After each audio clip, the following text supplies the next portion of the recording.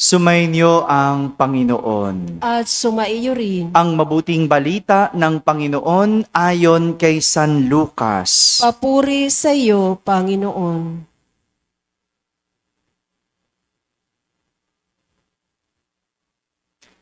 Nang dumating si Jesus sa Nazaret, sinabi niya sa mga nasa sinagoga, "Tandaan ninyo, walang propetang kinikilala sa kanyang sariling bayan. Ngunit sinasabi ko sa inyo, maraming babaeng balo sa Israel noong kapanahunan ni Elias nang hindi umulan sa loob ng 3 taon kalahati at magkaroon ng matinding taggutom sa buong lupain. Subalit, hindi sa kanino man sa kanila pinapunta si Elias, kundi sa isang babaeng balo sa Serepta, sa lupain ng Sidon. Sa dinami-dami ng mga ketongin sa Israel noong kapanahunan ni Eliseo, walang pinagaling isa man sa kanila. Sinaaman pang taga-Syria ang pinagaling. Galit na galit ang lahat ng nasa sinagoga nang marinig ito. Nagtindigan sila at ipinagtabuyan siya palabas sa taluktok ng burol sa kinatatayuan ng bayan upang ibulid sa bangin. Ngunit dumaan siya sa kalagitnaan nila at umalis. Mga kapatid, ang mabuting balita ng Panginoon. Pinupuri ka namin, Panginoong Heso Kristo. Maupo ang lahat at makinig sa homilya. Isang magandang gabi po sa inyong lahat. Magandang gabi sa mga nasa barangay, sa mga nasa tahanan na nagsisimbabaya online at sa lahat ng nasa abroad. Isang magandang araw po sa inyong lahat. Isang kwento na kapupulutan natin ng aral ang ating narinig sa ating unang pagbasa. Kwento ito ng isang magiting, magaling, matalino at makisig na mandirigma na nagngangalang Naaman. Sabihin nyo nga, Naaman. Si Naaman, sa kabila ng kanyang kagalingan, sa kabila ng kanyang kalakasan, sa kabila ng kanyang kagitingan at katalinuhan, itong si Naaman merong kapintasan. Alam niyo kung ano yung kapintasan niya? Siya ay may ketong. Siya ay ketongin. Alam niyo ba yung ketong? Yung sakit na sugat-sugat. No? Nagsusugat ang katawan. At sa sobrang sugat, kung minsan, kinakain na ang parte ng katawan. No? Kaya pag nakita mo ibang may ketong, walang daliri. Kasi kinain na nung sugat yung kanyang parte ng katawan. Lalo na kung siya'y walang sakit. Kaya naman, pinapunta para pagalingin itong si Naaman.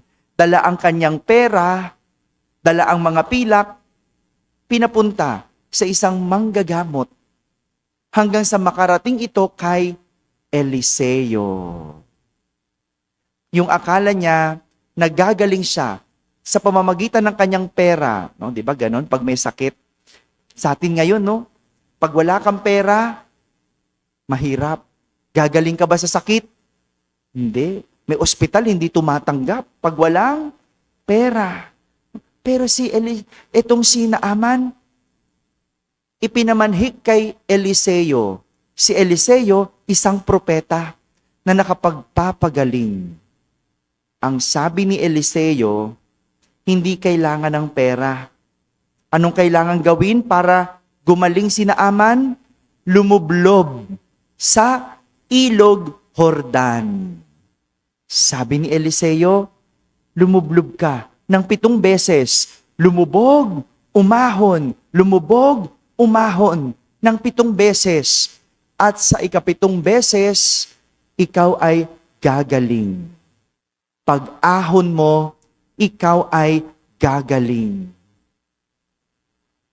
Naniwala ba si Naaman? Hindi. Bakit? Ho. Kaya kung ikaw ay may ketong, lulublob ka ba sa ilog Jordan? Paano gagaling ang sugat mo sa isang tubig na marumi? Well, hindi na kailangan ng isip, hindi kailangan maging matalino para maisip yon. Pero si Naaman, hindi sumunod. Mabuti na lang, may mga tao, may mga kasamahan itong si Naaman na kinumbinsi siya. Makinig ka, propeta yan. Makinig ka sa sinasabi niya. Gagaling ka. Kaya kahit na tila hindi kumbinsido si Naaman, lumubog ito sa ilog Jordan. Ilang beses? At pag-ahon sa ikapitong paglubog, siya'y gumaling. Siya'y gumaling. Meron akong nais alalahanin ninyo na mga salita na magtuturo sa atin ng leksyon sa aral ng kwento ni Naaman. Tandaan nyo, unang salita, imperpektong buhay. Sabi nyo nga, ang buhay, pinapakita ng kwento ni Naaman, sadyang hindi perpekto. Si Naaman, anumang galing, anumang kakisigan, anumang kadakilaan, merong kapintasan. Ganyan ang buhay. Hindi perpekto. Maaring dahil sa kagagawan mo, o maaring hindi mo kagagawan. Tama? Si Naaman, kasalanan niya bang siya'y may sakit? Maring hindi. Pero ang sinasabi dito, ang buhay ay hindi perpekto. Hindi lahat na magagaling perpekto. Meron at merong kapintasan. Meron at merong kabulukan. Gawan man natin ito o hindi. Ang sinasabi, ang buhay ay hindi perpekto. Pangalawa, na dapat ninyong tandaan, ilog Jordan. Sabi nyo nga po, sa kabila ng ang buhay ay hindi perpekto, merong isang lugar na nag-iintay sa atin. Isang lugar na pwede nating puntahan para tayo ay maging mas magaling. Hindi man ito kaaya-aya sa iba. Hindi man ito kapani-paniwala sa iba. Pero sa lugar na ito, hanggat may mga taong tutulong sa iyo, isang lugar na dapat para sa iyo. Ilog Jordan. Gaya ni Naaman, hindi man kaaya-aya ang ilog Jordan, pero dahil sinasabi ng tao, sige, pumunta ka doon. Sige, bumabad ka doon. Ang ilog Jordan, hindi man kaaya-aya, naging lugar ng kagalingan ni Naaman. Parang sa atin, alam nyo, naglalakad-lakad ako dito. Bakit ganon? Kapag merong patay, anong meron sa patay? Sugal, di ba? Ba't ganon? Pag sa patay, ang daming tao. Pero sa simbahan, konti. Kung ikaw ay sugarol at papipiliin ka, saan ka lalago? Sa simbahan o sa sugalan? Kung ikaw ay sugarol, hindi ka aya-aya ang simbahan sa'yo. Tama? Boring dun habang magmisa nung pari dun. Boring dun habang maghomily. Boring dun, sungit nung pari dun. Di ba ganon? No? Hindi ka pupunta. Pero kung nalalaman mo lang anong pwedeng gawin sa'yo ng simbahan, basta bumabad ka, ikaw ay magiging magaling sa buhay. Tama? O tayo yon. Pero para sa isang sugarol, feeling nila lalago sila sa sugalan. Mas yun ang appealing sa kanila. Bakit? Saan ka ba tataya dito? Tataya ka ba sa simbahan? doon ka tataya kasi pakiramdam nila doon sila lalago. O, halimbawa, kung ikaw ay isang tamad, ano mas kaaya-aya sa'yo? Eskwelahan o kanto? Yan, di ba? Pag ikaw ay tamad, hindi kaaya-aya ang eskwelahan. Boring dyan.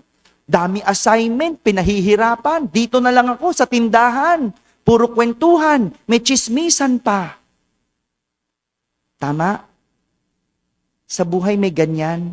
Yung akala mo, ilog Jordan. Yung akala mo, hindi magandang lugar. Pero yan yung lugar kung saan ka lalago. Gaya ni Naaman, sa una, hindi siya naniwalang siya'y gagaling sa ilog Jordan. Pero dahil siya'y nakinig, siya'y gumaling. Pangatlong salita na dapat tandaan, sabi nyo nga po, Propeta Eliseo. Si Eliseo ang tumayo bilang gabay kung saan gumaling si Naaman. Siya yung nagturo, siya yung nagsabi kung paano gagaling si Naaman. At sa buhay natin, kahit imperpekto, merong mga tao na pinapadala ang Diyos na magtuturo at gagabay sa iyo. Ang kailangan mo lang pakinggan. Yung mga bata dito, kung meron kang magulang, meron kang nanay na nagtuturo sa iyo, pakinggan. Kung meron kang teacher na nagtsatsaga sa iyo, sundin mo.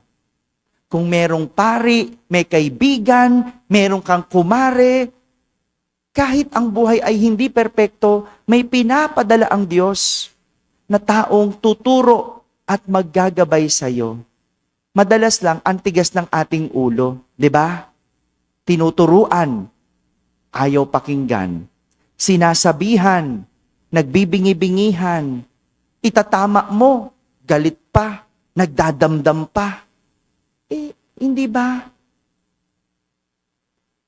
Paano tayo gagaling kung hindi tayo marunong makinig?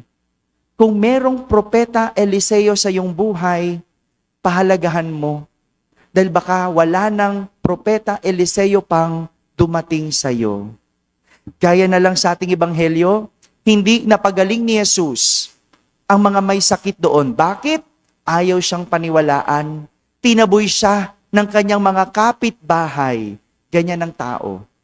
Kapag hindi ka nakikinig, hindi ka marunong sumunod, walang mangyayari.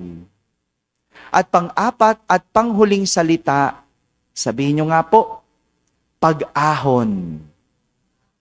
Sa kabila ng buhay na hindi perpekto, kapag nahanap mo ang iyong ilog Jordan, kapag natagpuan mo ang isang propeta Eliseo na pakikinggan mo, at kapag lumublob ka, sa huli, ikaw ay aahon. Huwag mong takasan ang hirap. Huwag mong takasan ang problema. Huwag mong takasan ang pagsubok. Lumublob ka. Pag nilubluban mo yan, isang araw, ikaw ay aahon. Marami, no? Pag may problema, anong gagawin? Tatakas. Lalayo. Hindi. Harapin mo. Huwag mo lang sawsawan. Lubluban mo. Merong taong gagabay sa'yo. Merong lugar para sa'yo. At isang araw, ikaw ay aahon. Mga kapatid, itong pinapakita ng kwento ni Naaman. Ang buhay, hindi perpekto.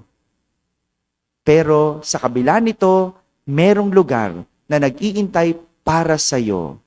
At merong taong magtuturo at gagabay sa iyo. Hanggang isang araw, ikaw ay makakaahon. Amen? Amen.